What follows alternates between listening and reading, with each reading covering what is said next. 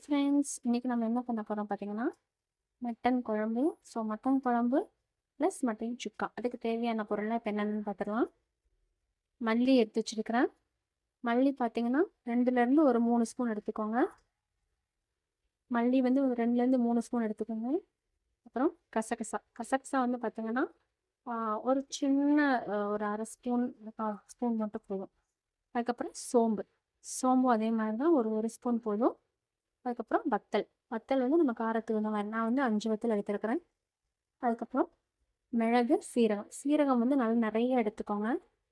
அதுக்கப்புறம் பார்த்தீங்கன்னா இஞ்சி, வெங்காயம், தேங்காய் நறுக்கி வச்சுருக்கோம், வெள்ளைப்பூடு கொஞ்சம். ஸோ இதெல்லாம் வச்சு ஒரு மசாலா பண்ணிவிட்டு மட்டன் குழம்பு ப்ளஸ் மட்டன் சுக்கா எப்படி பண்ணுறது வாங்க பார்க்கலாம். ஸ்டவ் ஆன் பண்ணிவிட்டு இதில் வந்து மிளகு, ஜீரகம் ஃபஸ்ட்டு போட்டு இதை வறுத்துக்கலாம். அடுப்பு வந்து சிம்லேயே இருக்கட்டும்.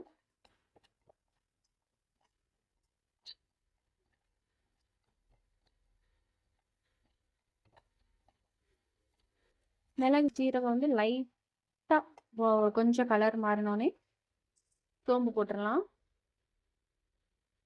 சோம்பு போட்டாச்சு. இது நல்லா வறுபடட்டும். போட்டு நல்லா வறுத்தாச்சு. இப்போ வந்து மல்லி, கசகசா இதையும் போட்டுடலாம். சிம்லேயே இருக்கட்டும் அடுப்பு.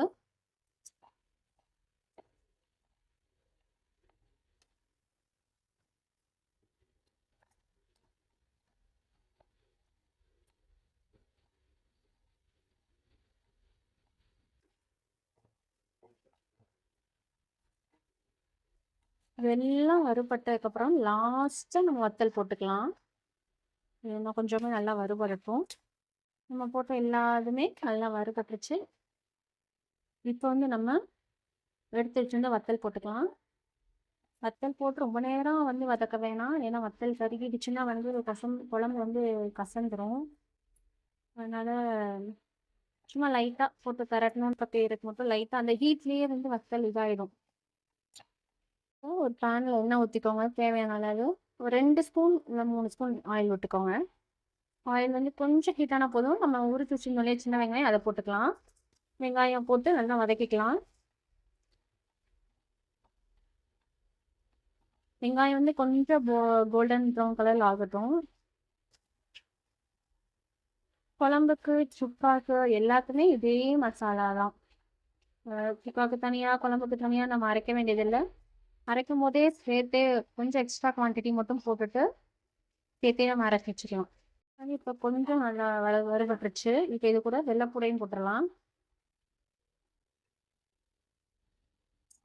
ஒரு 10-12 பல் வெள்ளைப்பூடு போட்டு சேர்ந்தே வதக்கிக்கோங்க. வெள்ளைப்பூடு சேர்த்தோன்னே கொஞ்சம் இஞ்சி சேர்த்துக்கலாம். இஞ்சி சேர்த்து நல்லா வதக்கி விட்டுக்கலாம். இது எல்லாமே நல்லா வதங்கட்டும். பச்சை வாடெல்லாம் போகட்டும். வதங்கிடுச்சு. இப்போ இது கூட அடுப்பை சிம்மிலேயே இருக்கட்டும். தேங்காய் நறுக்கி வச்சுருந்த தேங்காயும் சேர்த்து 2 நிமிஷம் மட்டும் பரட்டி விட்டுக்கலாம். வதங்கிடுச்சு. ஆஃப் பண்ணிடலாம். ஆஃப் பண்ணிட்டு இது நல்லா ஆறட்டும். இதுவும் நம்ம அங்கே மிளகு, சீரகம் எல்லாம் வறுத்து வச்சோம் இல்லையா, அதுவும் எல்லாம் நல்லா ஆறட்டும். ஆறினதுக்கப்புறம் எல்லாத்தையும் அரைச்சிடலாம். எல்லாமே ஆறிடுச்சு. ஃபஸ்ட்டு இது நம்ம ஜீரகம், மிளகு இதெல்லாம் வறுத்து வச்சோம்ல, ஃபஸ்ட்டு அதை மட்டும் போட்டு நல்லா அரைச்சிக்கலாம். இந்த மாதிரி நல்லா பவுட்ரு பண்ணி எடுத்துக்கலாம். ஸோ இப்போ வந்து நம்ம இந்த ஆற வச்சுருந்தோம் இல்லையா, வெங்காயம், வெள்ளைப்பூடு, இஞ்சி, தேங்காய் இதெல்லாம் போட்டு வதக்கணும். இப்போ இதவே அது கூடயே சேர்த்து போட்டு அரைச்சிடலாம்.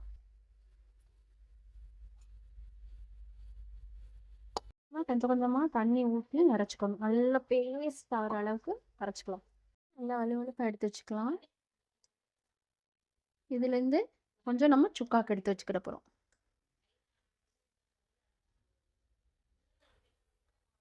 ஆல்ரெடி நம்ம மட்டன் வந்து வேக வச்சுட்டோம்.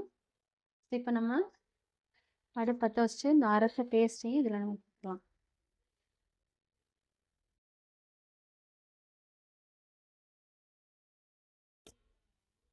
இது வந்து நல்லா கொதிக்கட்டும். இது கூடயே சேர்த்து தேவையான அளவு உப்பு போட்டுருங்க.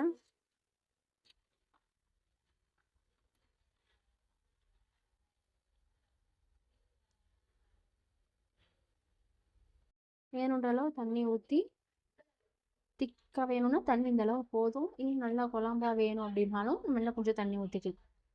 கொதிச்சிச்சு. இப்போ இறக்க போகும்போது தேவையான அளவு ஒரு 2லேருந்து 3 ஸ்பூன் நல்லெண்ணெய் இந்த மாதிரி ஊற்றுனீங்கன்னா இன்னும் நல்லா டேஸ்ட்டாக இருக்கும்.